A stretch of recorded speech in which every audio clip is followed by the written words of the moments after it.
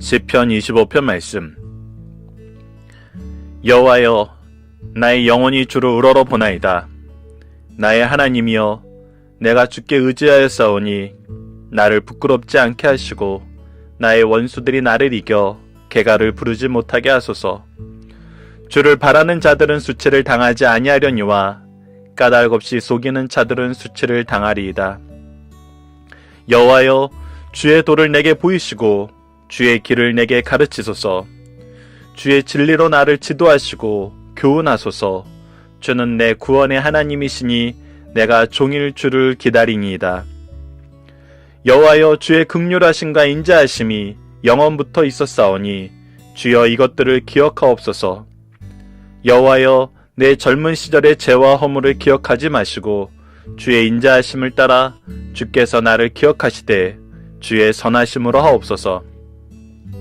여호와는 선하시고 정직하시니 그러므로 그의 도로 죄인들을 교훈하시리로다. 온유한 자를 정의로 지도하시며 온유한 자에게 그의 도를 가르치시리로다. 여호와의 모든 길은 그의 언약과 증거를 지키는 자에게 인자와 진리로다. 여호와여, 나의 죄악이 크오니 주의 이름으로 말미암아 사하소서. 여호와를 경외하는 자 누구냐? 그가 택할 길을 그에게 가르치시리로다. 그의 영혼은 평안히 살고 그의 자손은 땅을 상속하리로다. 여호와의 친밀하심이 그를 경외하는 자들에게 있으며 그의 언약을 그들에게 보이시리로다. 내 눈이 항상 여호와를 바라보면 내 발을 그물에서 벗어나게 하실 것이미로다. 주여, 나는 외롭고 괴로우니 내게 돌이키사 나에게 은혜를 베푸소서.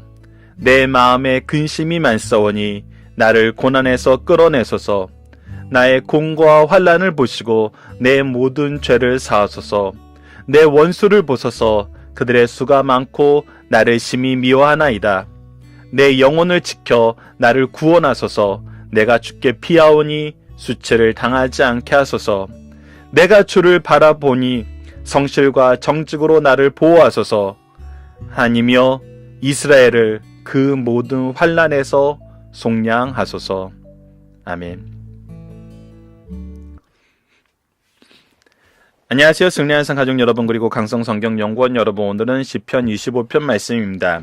오늘은 구원에 대한 확신과 회개의 기도가 나타나는데, 오늘 말씀은 굉장히 역동적인 말씀입니다. 그리고 실질적인 말씀입니다. 우리가 신앙생활을 한다는 것은 무엇일까?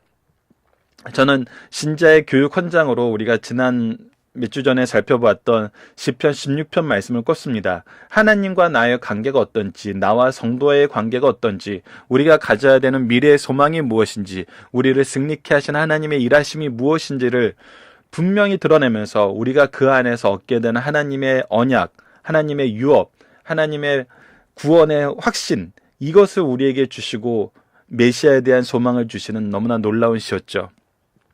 오늘 말씀은 우리가 인생 가운데에서 하나님과 교제한다는 것이 어떤 모습으로 드러나는지를 너무나 잘 설명해 주고 있습니다. 하나님은 우리를 어떻게 인도하실까요? 하나님께서 우리를 교훈하신다는 것은 무엇을 의미할까요? 그리고 우리로 하여금 어떠한 삶을 살게 할까요? 저는 오늘 본문 말씀에서 우리가 같이 묵상했으면 하는 단어가 뭐냐면 시험입니다. 우리가 테스트라고 그러죠. 굉장히 재밌는 것은 이 시험이란 말을 우리는 굉장히 싫어해요. 싫어할 수밖에 없어요. 우리는 학교에서도 시험을 볼 때 너무나 싫어요. 회사에서 시험을 본다 그래도 너무나 싫어요. 누군가 나를 평가한다고 생각했을 때 우리는 긴장하게 되고 우리는 모든 것에서 자유로움을 얻기 힘들어지죠. 그리고 이 심판하는 사람, 시험관 앞에서는 우리는 철저하게 작아질 수밖에 없어요.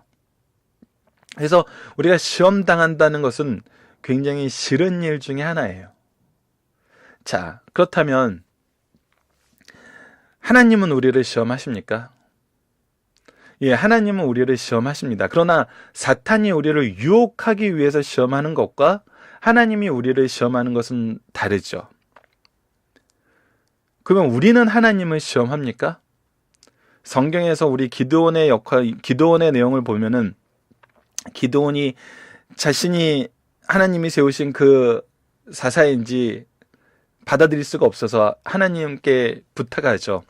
예, 아침에 이슬이 가득한데 자기가 낳았던 양털만 바싹 말라 있거나 아니면 전체 땅은 바싹 말라 있는데 이슬이 없어서 자기가 가져놨던 양털만 젖어 있거나 하나님의 뜻이 분명한지 우리가 시험하는 이런 시험이 있죠. 하지만 반대적인 시험도 있어요. 하나님께서 말씀을 주셨는데 그 말씀이 맞나 안 맞나 시험해 보려고 일부러 잘못된 것을 하는 것이죠. 마치 아이들이 엄마 아빠가 어떤 규칙을 정했어요. 너는 하루에 1시간만 게임을 해야 된다. 아니면 1시간 너무 많나요? 예, 하루에 30분만 게임을 해야 된다. 그리고 그 게임은 숙제를 모두 다 한 후에 해야 된다. 이렇게 규칙을 딱 만들어 놨어요. 근데 이제 슬슬 그걸 어겨보죠. 엄마 아빠가 이걸 캐치할 수 있나? 캐치한다고 해서 정말 혼나나? 이런 시험이 이제 나쁜 시험에 해당하는 것이죠. 우리가 하나님 앞에서도 그런 인생들이 많다는 거예요. 그래서 우리가 오늘 말씀을 통해서 우리가 분명히 좀 짚고 넘어가야 되는 게 하나님은 우리를 왜 시험하시나? 하나님이 우리를 테스트하세요. 근데 왜 하시나? 그리고 하나님은 우리가 내일 말씀에서도 이게 교훈하시도라는 표현이 대부분은 이 테스트의 어원과 동일해요. 우리를 시험한다는 것은 우리를 교훈하시고 우리를 책망하시고 돌이키시게 하는 거거든요. 그 풀무불로 연단한다는 표현을 많이 쓰시죠. 잠언에서는. 그리고 그래서 이 연단이라는 의미에서 시험. 이것이 무엇을 의미하는 거고 왜 얘기를 하시느냐. 그리고 하나님께서 말라기서 3장 10절에 보면은 11조에 대해서 시험해보라 그래요.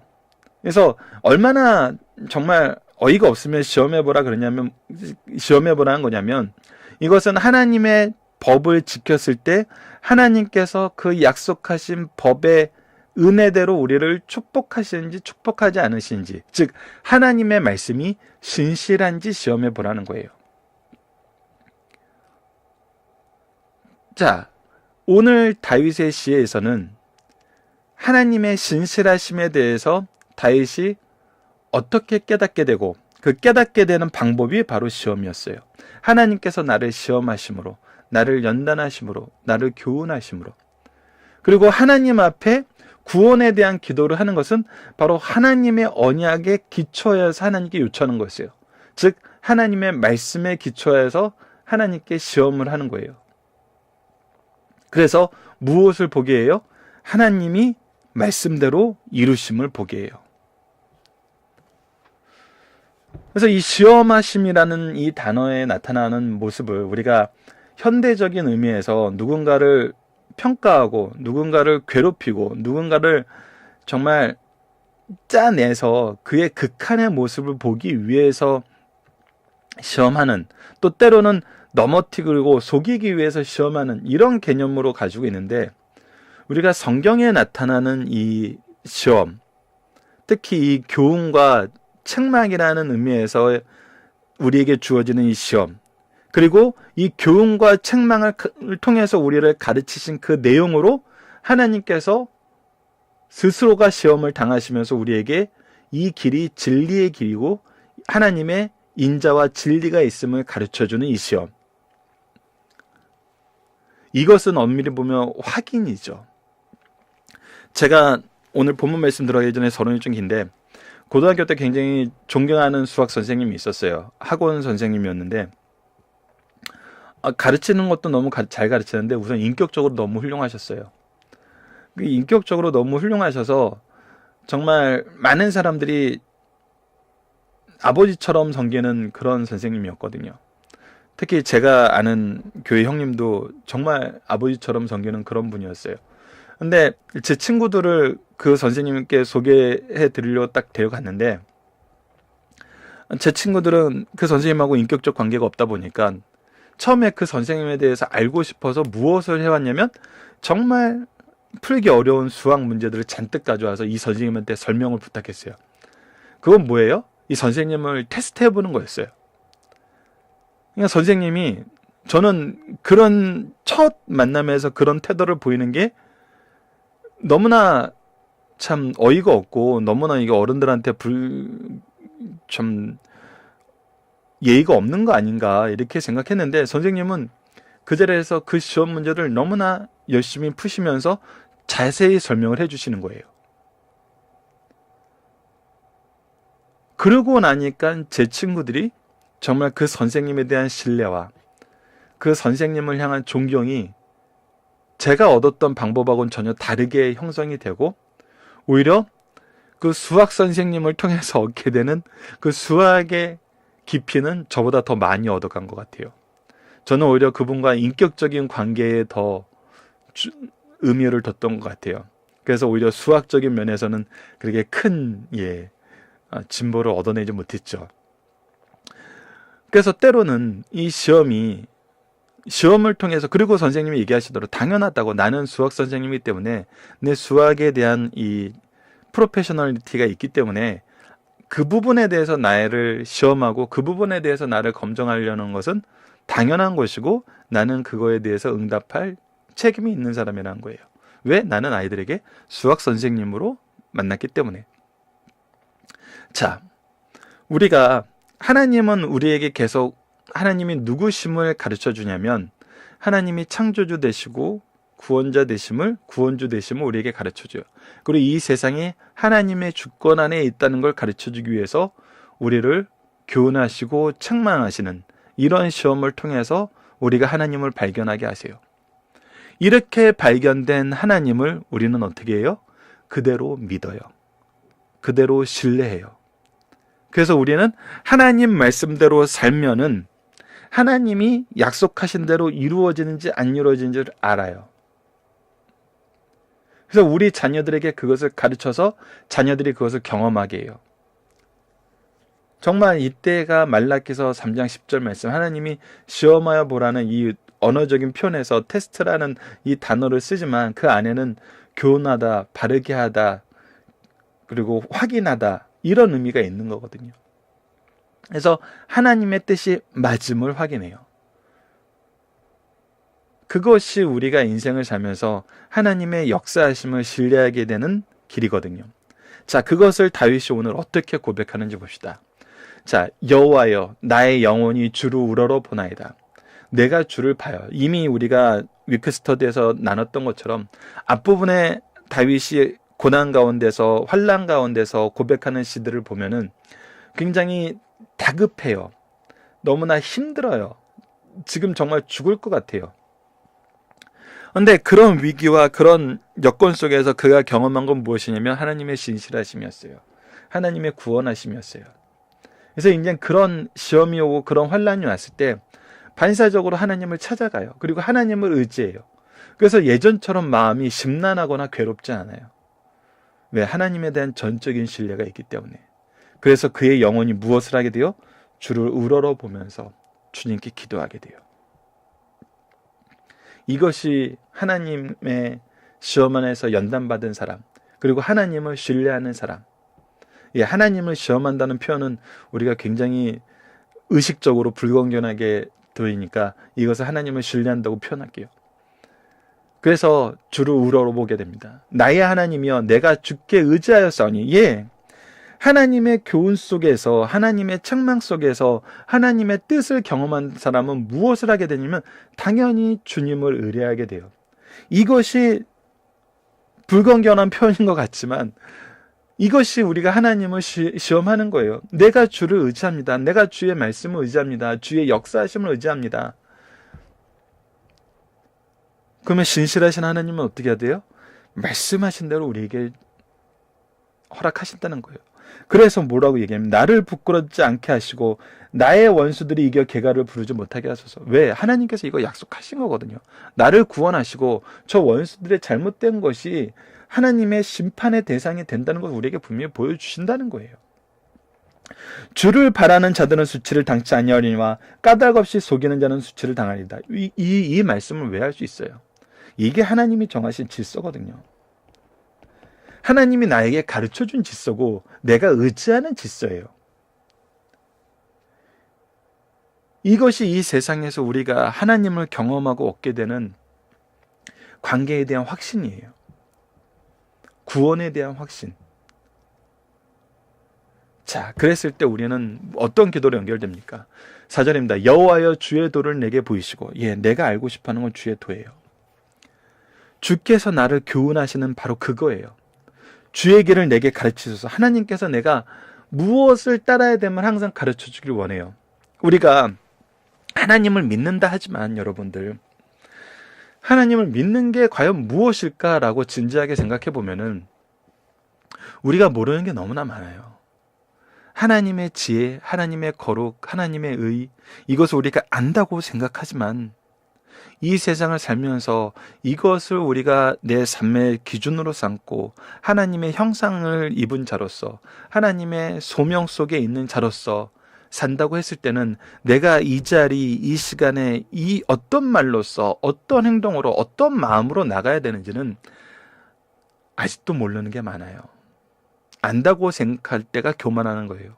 모르는 게 너무 많아요. 그래서 항상 무엇 해주기를 간구할 수밖에 없냐면, 주님 가르쳐 주시옵소서, 주님 인도해 주시옵소서, 주님 나로 알게 하여 주시옵소서. 이 기도가 나올 수밖에 없어요. 왜? 이 하나님을 의지하지 않으면 우리는 다시 무엇에 빠지기 때문에? 죄에 빠지기 때문에. 자, 5절 봅시다. 주의 진리로 나를 지도하소서. 내가 주의 지도를 받아야 돼요. 그리고 교훈하소서. 하나님이 나를 어떤 내용을 가르쳐주고 이것으로 나를 적용시켜준 데까지 이끌어 주셔야 돼요. 안 그러면 나는 엉뚱한 데 적용을 하거든요. 주는 내 구원의 하나님이시니, 그래서 주께서 나를 무엇하시냐면 구원하시는 그 하나님이심을 인정하고 그분을 따라가게 만들어요. 내가 종일토록 주를 기다립니다.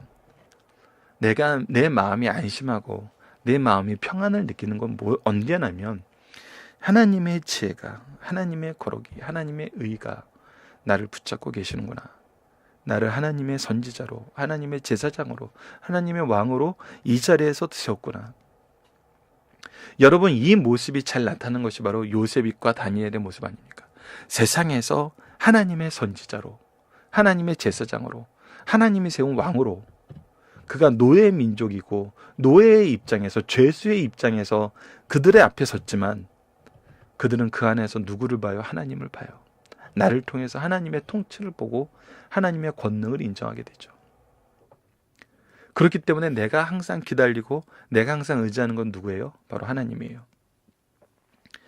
여호와여 주의 긍휼하심과 인자하심이 영원부터 있었사오니 주여 이것들을 기억하옵소서. 내가 이렇게 하나님을 찾는다 그래서 내가 의인이 되는 거 아니에요. 나의 의로 인해서 내가 당연한 상급을 받는 것이 아니에요. 내가 하나님을 찾을 수 있는 유일한 근거는 뭐냐면 주의 긍휼하심과 인자하심을 의지하기 때문이에요. 주는 긍휼하신 하나님이시고 인자하신 하나님이에요. 이것은 영원 전부터 시작해서 영원까지 이루어지는 하나님이 속성이고 하나님이 의자라고 얘기하신 거예요. 그래서 우리는 이것들을 하나님께 얘기하면서 주님께 기도할 수 있는 거거든요. 여호와여 내 젊은 시절의 죄와 허물을 기억하지 마시고, 내가 아직도 이 진리를, 이 도를 잘 모르고 잘못해 완악한 길로 갔을 때가 있어요. 그 죄는 너무 커서 지금도 그 죄의 제목을 가지고 나를 심판하신다 해도 나에겐 유구무원이에요. 그러나 나는 무엇을 의지해요? 주의 긍휼하심과 인자하심을 의지하여서 나의 회개의 기도를 드리는 거예요. 나의 죄에 대해서 없는 것처럼 생각하지 않고, 내가 이만큼 열심히 살았으니까 더 이상 그것은 나에게 없다는 걸로 생각하지 않고, 내가 다시 그 죄악의 길로 가지 않도록, 내가 그때와 같은 선택을 하지 않도록, 그때와 같은 마음을 가지지 않도록 내 죄를 다시 고백하면서 내 허물에 대해서 하나님 앞에 용서를 구할 수밖에 없어요. 그리고 주의 인자하심을 따라 주께서 나를 기억하시되 주의 선하심으로 하옵소서. 이것은 다윗의 요청이지만 무엇에 근거한 요청이에요? 하나님의 교훈, 가르침에 근거한 거예요. 하나님이 내 선하심에 의지하여서 기도한다 그랬을 때 어떻게 한다 그랬어요? 들어주신다 그랬어요. 이 들어주신다는 그 말씀을 가르쳐주기 위해서 어려서부터 나를 끊임없이 가르치고 그 도를 보이시고 교훈하셨어요. 계속 고쳐주셨어요. 나를 계속 시험해 주셨어요. 시험에서 맞는 것이 무엇이고 틀린 것이 무엇인지 알게 하셨어요. 그래서 맞는 것은 무엇이었냐면 주를 의지하고 주께 기도하고 주께 내 죄를 회개하는 거였어요. 그럼 나는 이 맞는 길을 가는 거예요. 하나님이 나에게 가르쳐준 그 길을 가는 거예요.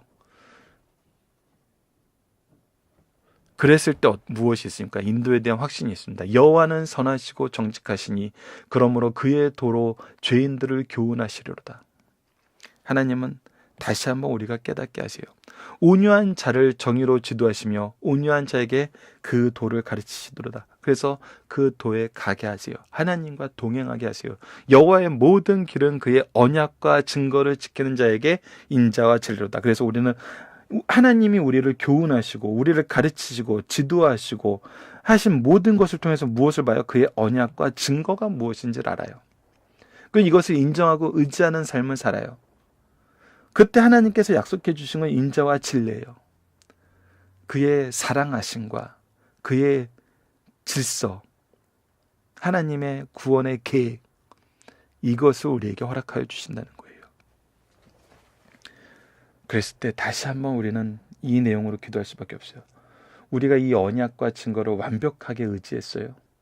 우리가 그 도에서 벗어남이 하나도 없어요. 우리의 말과 행동과 생각이 항상 하나님의 기준에 맞았었나요? 우리는 그럴 수 없잖아요. 우리는 죄인이에요. 연약한 사람이에요.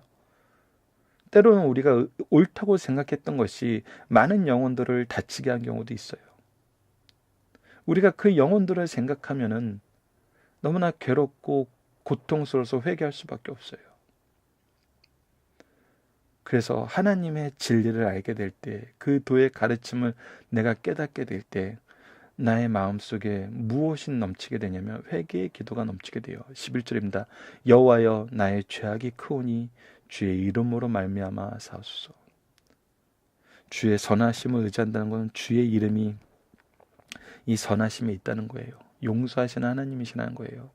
긍휼의 하나님이시라는 거예요. 인자의 하나님이시라는 거예요. 그래서 내가 의지할 거는 하나님밖에 없다는 거예요. 하나님의 뜻밖에 없다는 거예요. 하나님의 이름밖에 없다는 거예요. 그러면 우리는 어떤 삶을 삽니까? 이 인도의 확신 속에서 삽니다. 12절 여호와를 경외하는 자 누구냐? 그가 택한 길을 그에게 가르치시리라. 우리는 이제 여호와를 경외함으로 그의 길을 깨닫는 삶을 살아요. 항상 나를 인도하시는 삶을 살아요. 그의 영혼은 평안히 살고 그의 자손은 땅을 상속하리로다. 그래서 우리가 더 이상 두려워하잖아요. 더 이상 괴로워하지 않아요. 평안 속에서 하나님과 동행하는 삶을 살아요. 그리고 이 삶이 내 대해서 끝나는 게 아니에요. 나를 통해서 확장되고 계승돼요. 예. 상속이라는 것은 너무나 놀라운 것이 확장의 개념이 있다는 것입니다. 그리고 계승의 개념이 있다는 거예요. 여러분들 아브라함과 이삭과 야곱을 볼 때 우리가 확장을 무엇을 통해서 경험해요? 아브라함에게는 이삭뿐이었어요. 이삭에게는 야곱뿐이었어요. 이스마엘이 있고 에서가 있었는데 이들은 얻지 못했어요. 근데 야곱에게는 12아들이 있었어요. 이들이 결코 항상 옳고 항상 바르지 않았어요. 그리고 나서 이 중에 요셉에게 대해서 기도할 때는 어떻게 했어요? 담장을 넘었다 그랬어요. 즉 확대되었다는 거예요. 확장되었다는 거예요. 그리고 계승되었다는 거예요. 그래서 이것을 통해서 무엇을 했어요? 이스라엘 민족을 이루었어요.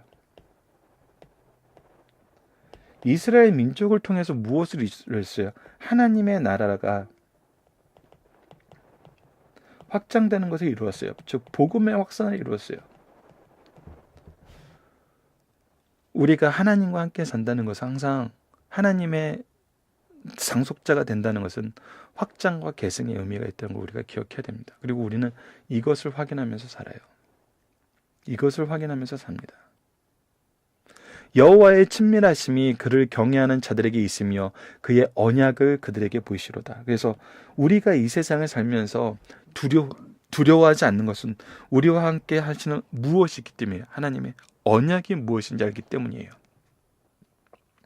자, 하나님의 시험으로 우리는 무엇을 의지하는 삶을 살아요? 하나님의 언약을 의지하는 삶을 살아요. 자, 그러면 이제 우리는 어떤 삶을 삽니까? 우리는 어떻게 이 삶을 살아요? 우리가 이제 하나님께 당당하게 요구할 수 있는 것이 있어요.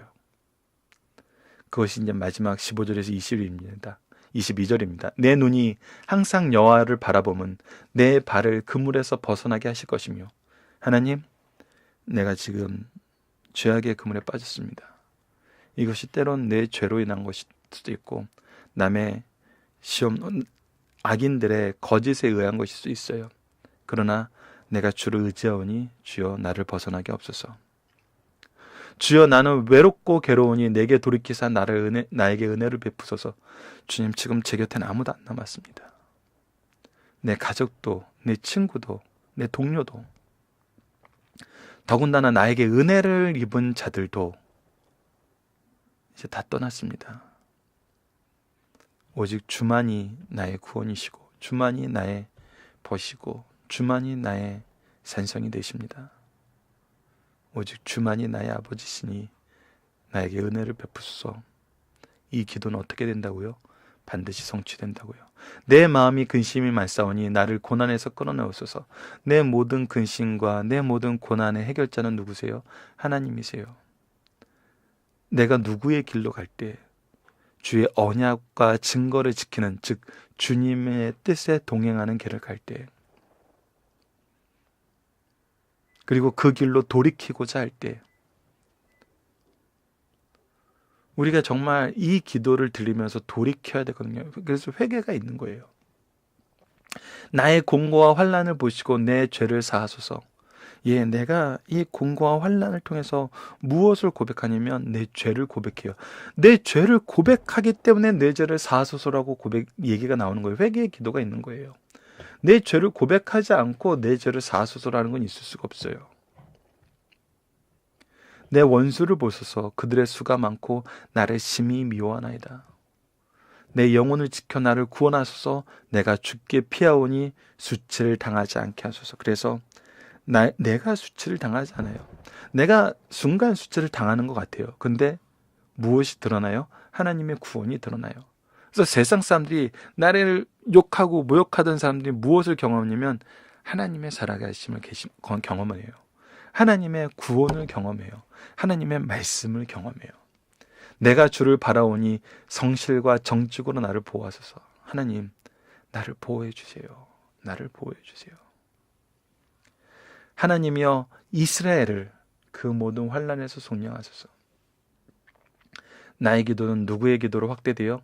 민족의 기도로, 내 공동체의 기도로, 즉 중보의 기도로 확대돼요.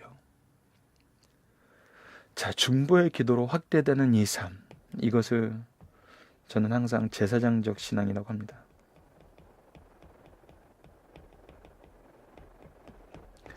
우리가 스승으로서 산다는 거, 부모로서 산다는 거, 우리가 기도하는 부모가 된다는 거, 기도하는 스승이 된다는 거, 항상 이 제사장적 신앙을 가지고 사는 것입니다. 나를 통해 이렇게 역사하셨던 하나님, 이제 나의 자녀에게도 나의 제자에게도 이렇게 역사하여 주시옵소서. 내가 주를 신뢰했던 것처럼, 내가 주를 신뢰하게 만드셨던 것처럼 하나님이여 내 자녀들이, 내 제자들이 주를 신뢰할 수 있도록 교훈하여 주시옵소서. 좀 더 구체적으로 시험하여 주시옵소서. 그리고 나의 자녀들이 주를 신뢰하면서 살 수 있도록, 주의 말씀을 시험하면서 그 내용을 확인하면서 살 수 있도록 인도하여 주시옵소서. 이것이 바로 승리하는 삶의 모습인 것입니다. 본문 묵상하기를 보도록 하겠습니다. 내가 주님을 바라보고 의지하는 이유는 무엇입니까? 하나님이 나의 의지가 된다고 약속하셨기 때문이에요. 하나님의 말씀을 의지했기 때문입니다. 성도가 힘써 알고자 하며 간구하는 것은 무엇입니까? 그래서 나는 하나님의 말씀을 알고 싶어요. 주의 도를 알고 싶어하고 주의 길을 배우고 싶어요. 주의 교훈이 항상 나를 떠나지 않고 내가 주를 항상 만나기를 간구하며 기도하며 주님의 음성 듣기를 힘쓰는 삶을 살아요. 왜? 주님의 이름에 승리함이 있음을 경험했기 때문에, 주의 이름이 구원하시는 이름이기 때문에. 3번, 성도가 힘써 의지하는 것은 무엇입니까? 그때 내가 주를 의지할 수 있는 근거는 내가 주를 찾았다는 것이 내가 하나님을 만날 근거가 될 수는 없어요. 오직 주의 긍휼하심과 인자하심, 주의 선하심, 우리를 용서하심이라는 거예요. 그렇기 때문에 하나님은 자기를 찾는 자들에게 항상 응답하시는 거예요. 우리가 때로는 너무나 화가 나서 자녀들이 우리를 찾을 때 대답하지 않는 경우가 있잖아요. 너무 괘씸해서. 우리 하나님은 그런 하나님이 아니시라는 거예요. 하나님은 우리를 어떻게 인도하십니까? 여호와의 선하심과 정직하심으로 우리를 교훈하시고 그의 정의를 온유한 자에게 가르치시고 여호와의 그의 언약과 증거를 지키는 자에게 인자와 진리로 대해 주세요. 즉 하나님의 질서 안에 들어오고 우리가 그것을 인정하고 의지하면은 하나님의 은혜가 온전히 우리에게 임해요. 하나님의 구원의 역사가 온전하게 임합니다. 11절 회개의 역사 속에서 우리가 확신하는 것은 하나님의 길을 가르치시고 하나님이 우리에게 유업을 주시고, 유업은 항상 두 가지 의미, 확장과 계승, 그리고 그의 말씀이 떠나지 않게 하세요. 개인의 회개와 구원의 기도는 무엇으로 나갑니까? 공동체의 기도, 하나님이 나에게 맡기신 영혼들을 위한 기도, 이것으로 확대됩니다. 자, 중심사상 하나씩 보도록 하겠습니다. 시 25편은 시제는 여호와를 경외하는 자에 받을 만한 축복들이요, 표제는 다윗의 시입니다. 시 25편은 히브리어 알파벳 첫 글자로 시작한 알파벳 시 중 두 번째 시입니다. 시 25편에 깔려있는 기본적인 사상은 고난이에요. 이 고난의 원인은 원수의 악한 공격을 할 수 있지만 더 근본적인 이유는 무엇 때문에? 자신의 죄 때문에. 그래서 무엇이 항상 드러나요? 회개의 기도가 드러나요. 그러므로 이 시에는 시인의 도움의 간구와 회개가 번갈아 가면서 이어집니다. 시 25편의 구성은 다음과 같아요. 시인은 여호와여 나의 영혼이 주를 우러러 보나이다, 내가 주께 의지하나이다 하고 하나님의 신앙의 대상으로 고백합니다. 그런 후에 1절부터 7절까지 하나님께서 세 가지를 청구함을 보게 돼요. 보호해 주시길 기도하고, 가르쳐 주시길 기도하고, 죄를 사하여 주시길 기도해요. 하나님의 교훈이 우리를 인도하시는 모습이에요. 하나님께 보호를 기도하게 되고 하나님의 뜻을 배우길 원하게 하시고 하나님께서 내 죄를 사하여 주시길 기도하게 돼요. 이것이 뭐라고요? 하나님이 우리를 시험하여서 알게 하시는 거예요. 8절부터 22절까지는 세 가지 사실을 거듭 기도하게 돼요. 그래서 우리는 무엇을 요청할 수 있어요? 하나님의 이 교훈하심을 통해서 말씀을 가르쳐 주시기를 기도할 수 있고, 죄를 용서해 주시기를 기도할 수 있고, 하나님의 보호가 구체적으로 나타나기를 기도할 수 있어요. 하나님 도와주세요. 말씀하셨잖아요.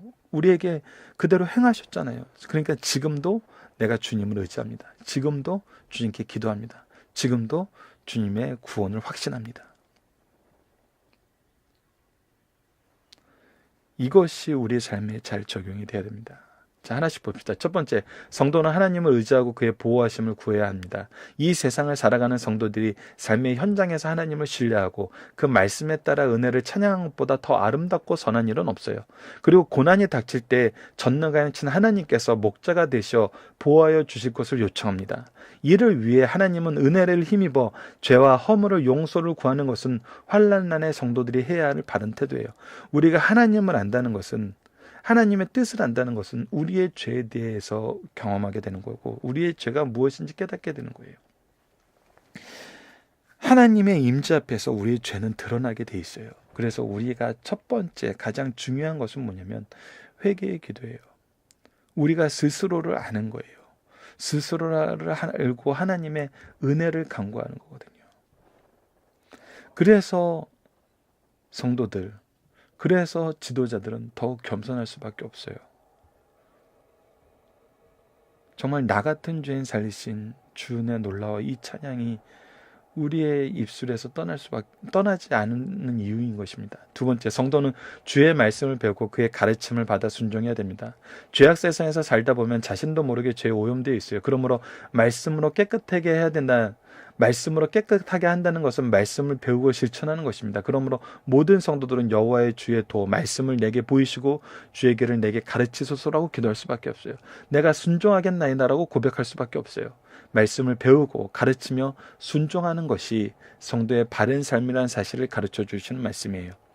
마지막 세 번째, 성도는 말씀으로 죄를 깨닫고 회개하여 선한 사업에 쓰임 받아야 됩니다. 선한 사업은 무엇입니까? 바로 복음의 확산이에요. 이것을 계승하는 거예요. 하나님의 보호와 주의 도를 배우게 되면 말씀을 통해 죄를 깨닫고 사죄의 은총을 간구하게 돼요. 그리고 자신과 주변의 모든 문제의 책임이 자신의 불충함에 있음을 알고 회개하면서 주변 사람들의 용서를 간구하게 돼요. 이게 바로 제사장적인 신앙이라는 겁니다. 어느 시대 한 나라와 교회에서 자기에게 책임, 형벌을 돌리고 나라와 교회를 위해 회개의 기도를 드리는 사람이 있어야 함을 가르쳐 주시는 말씀입니다. 바로 이런 사람이 구속사의 능력 있는 일꾼이에요. 나라와 교회를 위한 회개의 기도를 드릴 수 있는 사람. 그 사람은 무엇을 아는 거예요? 하나님의 도와 하나님의 교훈이 무엇인지를 아는 거예요. 하나님의 진례와 인자하심으로 양육받은 사람이란 거예요. 살펴보기 정답 여러분들 카페를 통해서 확인해 주시고요. 적용합니다. 우리는 자녀와 제자들에게 회개와 구원을 어떻게 가르치고 있습니까? 어떻게 가르치는 것이 지혜롭고 바르게 가르치는 것입니까? 저는 이 부분에 대해서는 유대인들의 회개의 기도, 특히 6월절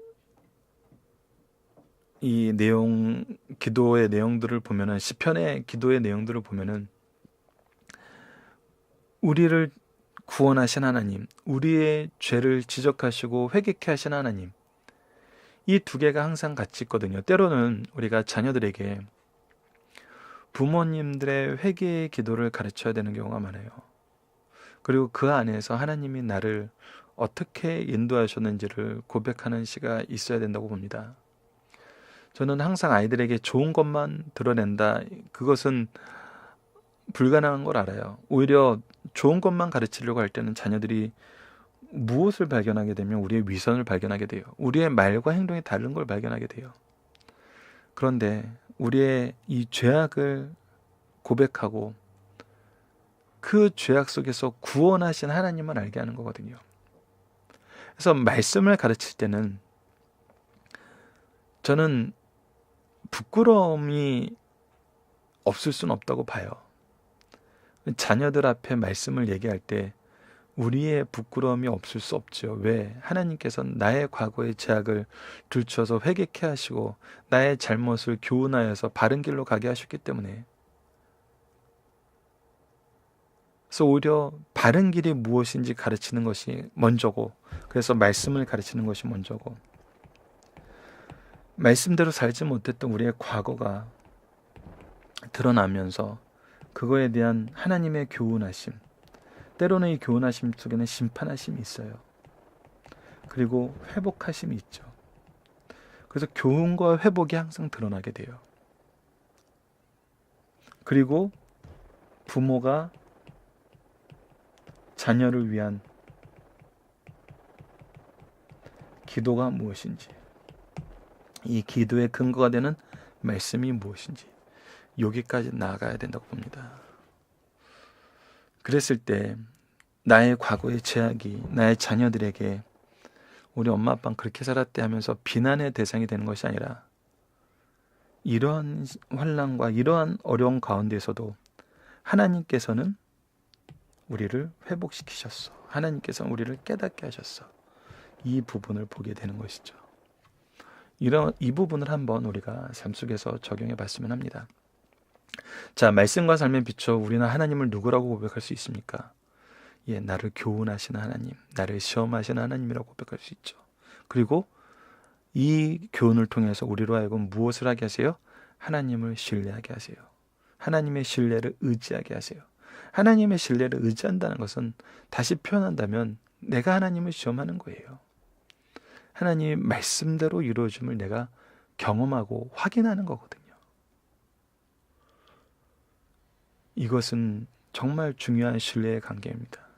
이것이 우리 삶 속에 하나님과의 관계 속에 정말 분명하게 드러났을 때 우리는 단지 구호에서 멈추는 것이 아니라 정말 전적인 신뢰를 할 수 있는 거거든요. 우리 자녀들이 우리를 믿을 때는 그것이 경험되었을 때예요. 말로만 하고 지켜주지 않았을 때는 우리를 믿지 않죠. 하지만 우리의 말이 경험되었을 때는 우리를 신뢰하는 거예요. 이것이 우리의 삶 속에 하나님과의 우리의 관계 속에 항상 넘치기를 기도합니다. 말씀을 기초로 기도하기를 통해서 마치겠습니다. 하나님, 우리에게 속죄의 은총을 허락하여 주시고 그 안에서 구원의 기쁨을 주심을 감사합니다.